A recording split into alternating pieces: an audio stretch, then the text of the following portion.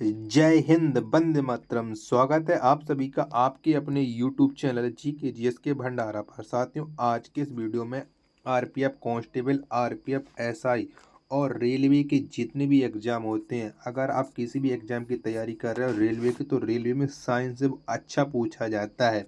और साइंस में आपका अच्छा स्कोर जब ही होगा जब आप लगातार प्रैक्टिस सेट करोगे।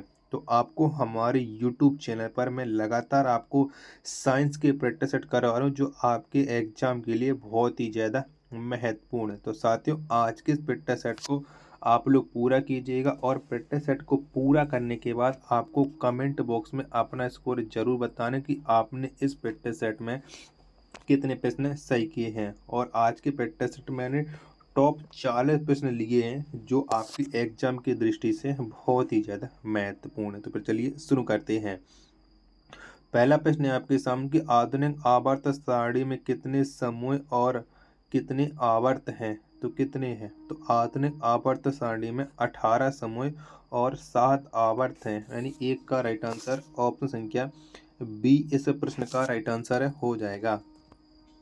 प्रश्न संख्या 2 है आपके सामने कि हम लोग किस ऊतक के सहारे आवागमन करते हैं। तो कौन से ऊतक के सहारे करते हैं? तो हम लोग मांसपेशी ऊतक के सहारे आवागमन करते हैं, यानी 2 का राइट आंसर है ऑप्शन संख्या ए इस प्रश्न का राइट आंसर हो जाएगा।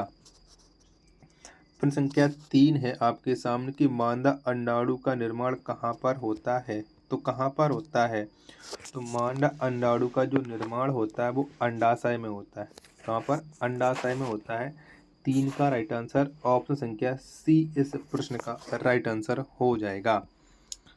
प्रश्न संख्या 4 है आपके सामने कि माइटोकॉन्ड्रिया में ऊर्जा किस रूप में संग्रहित होती है। तो किसके रूप में संग्रहित होती है माइटोकॉन्ड्रिया में ऊर्जा? तो ये जो संग्रहित होती है वो एटीपी के रूप में होती है। 4 का राइट आंसर ऑप्शन संख्या डी इस प्रश्न का राइट आंसर हो जाएगा।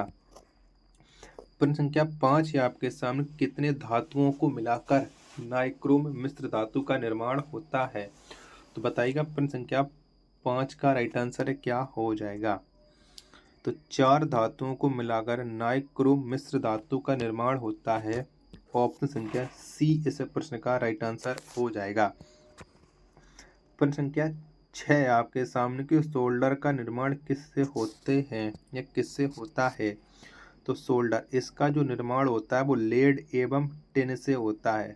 16 का राइट आंसर ऑप्शन संख्या डी इस प्रश्न का राइट आंसर हो जाएगा। प्रश्न संख्या 7 है आपके सामने की ध्वनि हम लोगों के पास किस माध्यम से पहुंचती है। तो कौन से माध्यम से पहुंचती है ध्वनि? तो ध्वनि ये हम लोगों के पास हवा के माध्यम से पहुंचती है। 7 का राइट आंसर ऑप्शन संख्या सी इस प्रश्न का राइट आंसर है वो हो जाएगा। प्रश्न संख्या 8 है आपके सामने कि किस यौगिक की सबसे छोटी इकाई क्या है। बताओ किसी यौगिक की सबसे छोटी इकाई। तो ये होती अणु। कौन सी होती? अणु होती किसी यौगिक की सबसे छोटी इकाई। 8 का राइट आंसर ऑप्शन संख्या बी इस प्रश्न का राइट आंसर हो जाएगा। प्रश्न संख्या 9 है आपके सामने कि मादा में निषेचन कहाँ पर होता है। तो कहाँ पर होता है मादा में? जो निषेचन होता है वो फैलोपियन ट्यूब में होता है। 9 का राइट आंसर ऑप्शन संख्या सी इस प्रश्न का राइट आंसर हो जाएगा। साथियों, आपको ये प्रैक्टिस सेट कैसा लग रहा है कमेंट बॉक्स में आप लोग जरूर बताना। प्रैक्टिस सेट पसंद आ रहा है तो वीडियो को एक बार लाइक और चैनल को सब्सक्राइब करना ना भूलें। प्रश्न संख्या 10 है आपके सामने कि संपूर्ण शरीर का नियंत्रण कौन करता है। तो कौन करता है? तो मस्तिष्क। या मस्तिष्क ये संपूर्ण शरीर का नियंत्रण करता है। 10 का राइट आंसर ऑप्शन संख्या ए इस प्रश्न का राइट आंसर हो जाएगा। प्रश्न संख्या 11 है आपके सामने कि एक पादप समूह में जड़, तना और पत्ती स्पष्ट रूप से दिखाई नहीं देता है, तो वह पौधा किस समूह का है। तो वो कौन से समूह का है? तो वो पौधा है थैलोफाइटा समूह का। किसका? थैलोफाइटा का है। 11 का राइट आंसर ऑप्शन संख्या बी इस प्रश्न का राइट आंसर हो जाएगा। प्रश्न संख्या 12 है आपके सामने कि निम्न में से कौन जानवर अविकसित बच्चे को जन्म देता है। तो कौन सा जानवर देता है? तो ये कंगारू। कंगारू देता है अविकसित बच्चे को जन्म। 12 का राइट आंसर ऑप्शन संख्या सी इस प्रश्न का राइट आंसर हो जाएगा। प्रश्न संख्या 13 है आपके सामने कि ओजोन का आणविक द्रव्यमान कितना है। तो कितना है, तो ओजोन का जो आणविक द्रव्यमान है वो है 13 एंगस्ट्रॉम, यानी 13 का जो राइट आंसर होगा वो ऑप्शन संख्या बी इस प्रश्न का राइट आंसर हो जाएगा। प्रश्न संख्या 14 है आपके सामने कि कोशिका का विभाजन में सबसे अंत में किसका विभाजन होता है। तो किसका विभाजन सबसे अंत में होता है कोशिका विभाजन के समय। तो साइटोकाइनिन का होता है। 14 का राइट आंसर ऑप्शन संख्या डी इस प्रश्न का राइट आंसर हो जाएगा। प्रश्न संख्या 15 आपके सामने कि अल्केन का सामान्य सूत्र क्या है। तो क्या है अल्केन का सामान्य सूत्र, तो ये है CnH2n+2, यानी 15 का राइट आंसर ऑप्शन संख्या ए इस प्रश्न का राइट आंसर हो जाएगा। प्रश्न संख्या 16 आपके सामने कि Ga का गणनांक किस प्रकार का होता है। तो बताइएगा किस प्रकार का होता है Ga का गणनांक। तो ये होता है निम्न। कैसा निम्न होता है। 16 का राइट आंसर ऑप्शन संख्या बी इस प्रश्न का राइट आंसर हो जाएगा। प्रश्न संख्या 17 है आपके सामने किसी मिश्र धातु की एक धातु मरकरी है तो वह धातु क्या कहलाएगी। तो क्या कहलाएगी, तो वो धातु कहलाती अमलगम। क्या अमलगम कहलाती है। 17 का राइट आंसर ऑप्शन संख्या ई इस प्रश्न का राइट आंसर हो जाएगा। प्रश्न संख्या 18 है आपके सामने कि सबसे उच्चतम कोयला का प्रकार कौन है। तो कौन सा है, तो सबसे उच्चतम कोयला का जो प्रकार है वो है एंथ्रासाइट। कौन सा एंथ्रासाइट है। 18 का राइट आंसर ऑप्शन संख्या डी इस प्रश्न का राइट आंसर हो जाएगा। प्रश्न संख्या 19 है आपके सामने कार्बन डाइऑक्साइड में कार्बन की संयोजकता कितनी होती है। तो कितनी होती है, तो कार्बन डाइऑक्साइड में जो कार्बन की संयोजकता होती है वो होती है 4। कितनी 4 होती है। 19 का राइट आंसर ऑप्शन संख्या सी इस प्रश्न का राइट आंसर हो जाएगा। साथियों वीडियो पसंद आ रही तो प्लीज़ वीडियो को एक बार लाइक जरूर कर देना। चैनल को आपने अभी तक सब्सक्राइब नहीं किया होगा तो चैनल को आप लोग जरूर सब्सक्राइब कर लेना। प्रश्न संख्या 20 है आपके सामने कि जिन अंगों की मूल संरचना भिन्न होती है लेकिन दिखने में एक जैसे होते हैं और उनके कार्य भी समान होते हैं उसे क्या कहा जाता है। तो उसे क्या कहा जाता है, तो उसे हम कहते हैं समरूप अंग, यानी 20 का राइट आंसर ऑप्शन संख्या ए इस प्रश्न का राइट आंसर हो जाएगा। प्रश्न संख्या 21 है आपके सामने कि जब दो समान बल किसी पिंड पर एक दूसरे के विरुद्ध दिशा में प्रयुक्त होते हैं तो पिंड पर प्रयुक्त होने वाला बल किस प्रकार का होगा। बताओ किस प्रकार का होगा बल, तो वो बल होता है शून्य। 21 का राइट आंसर ऑप्शन संख्या सी इस प्रश्न का राइट आंसर हो जाएगा।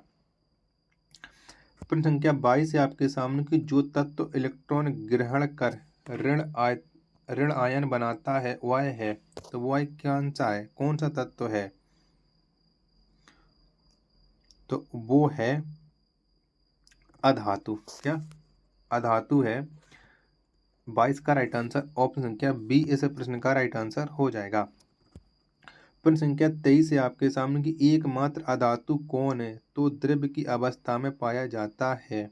तो ब्रोमीन एकमात्र अधातु है जो द्रव्य की अवस्था में पाया जाता है। 23 का राइट आंसर ऑप्शन संख्या डी इस प्रश्न का राइट आंसर हो जाएगा। प्रश्न संख्या 24 से आपके सामने कि डोलोमाइट किस धातु का अयस्क है। तो बताइए कौन से धातु का अयस्क है डोलोमाइट। तो डोलोमाइट ये मैग्नीशियम का है। 24 का राइट आंसर ऑप्शन संख्या डी इस प्रश्न का राइट आंसर हो जाएगा। प्रश्न संख्या 25 है आपके सामने कि जिप्सम का सांकेतिक सूत्र क्या है। तो कौन सा है जिप्सम का, तो जिप्सम का जो सांकेतिक सूत्र है वो है CaSO4 2H2O, यानी 25 का राइट आंसर ऑप्शन संख्या ए इस प्रकार का राइट आंसर हो जाएगा। प्रश्न संख्या 26 है आपके सामने किस वर्ग के प्राणी में लाल रक्त होता है। तो कौन से वर्ग क्या होता है, तो एबीज वर्ग के प्राणी में लाल रंग होता है। 26 का राइट आंसर ऑप्शन संख्या डी इस प्रकार का राइट आंसर हो जाएगा। किस में सफ़ेद ब्लड होते हैं ये आपको बताना है। चारों ऑप्शन आपकी स्क्रीन पर सो रहा है, इसी में बताओ किसमें सफ़ेद ब्लड होता है। 27 का राइट आंसर है, कौन सा हो जाएगा। तो घेंगा में सफ़ेद ब्लड होता है। 27 का राइट आंसर ऑप्शन संख्या डी। प्रश्न संख्या 28 से आपके सामने कि रेडियम की खोज किसने किया। तो किसने की थी रेडियम की खोज। तो आप जानते हैं कि रेडियम की खोज की थी मैडम क्यूरी ने। 28 का राइट आंसर ऑप्शन संख्या डी इस प्रश्न का राइट आंसर हो जाएगा। प्रश्न संख्या 29 है आपके सामने कि विमान की ऊंचाई किससे मापी जाती है। तो किसके द्वारा हम विमान की ऊंचाई को मापते हैं। तो विमान की जो ऊंचाई है वो अल्टीमीटर से मापी जाती है। 29 का राइट आंसर ऑप्शन संख्या सी इस प्रश्न का राइट आंसर हो जाएगा। प्रश्न संख्या 30 है आपके सामने कि हवाई जहाज का आविष्कार किसने किया था। तो किसने किया था। तो हवाई जहाज का जो आविष्कार किया था वो राइट ब्रदर्स ने किया था। 30 का राइट आंसर है ऑप्शन संख्या डी इस प्रश्न का राइट आंसर हो जाएगा। प्रश्न संख्या 31 है आपके सामने कि एक बंदूक से गोली चलाई जाती है तो बंदूक पीछे की ओर धक्का देता है। यह कार्य न्यूटन के किस गति के नियम पर आधारित होता है या होती है। तो बताइएगा 31 का राइट आंसर क्या हो जाएगा। तो ये जो न्यूटन का नियम है वो है तृतीय नियम। क्या तृतीय नियम है। 31 का राइट आंसर ऑप्शन संख्या सी इस प्रश्न का राइट आंसर है हो जाएगा। साथियों अभी तक आपको ये प्रैक्टिस सेट कैसा लगा कमेंट बॉक्स में आप लोग जरूर बताना, और प्रैक्टिस सेट पसंद आया तो वीडियो को आप एक बार लाइक जरूर कर देना। चैनल को सब्सक्राइब नहीं किया होगा तो चैनल को आप लोग जरूर सब्सक्राइब कर लीजिएगा।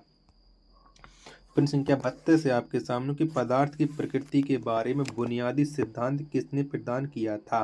तो किसने किया था। तो पदार्थ की प्रकृति के बारे में जो बुनियादी सिद्धांत प्रतिपादित किया था वो किया था जॉन डाल्टन ने। 32 का राइट आंसर ऑप्शन संख्या सी इस प्रश्न का राइट आंसर हो जाएगा।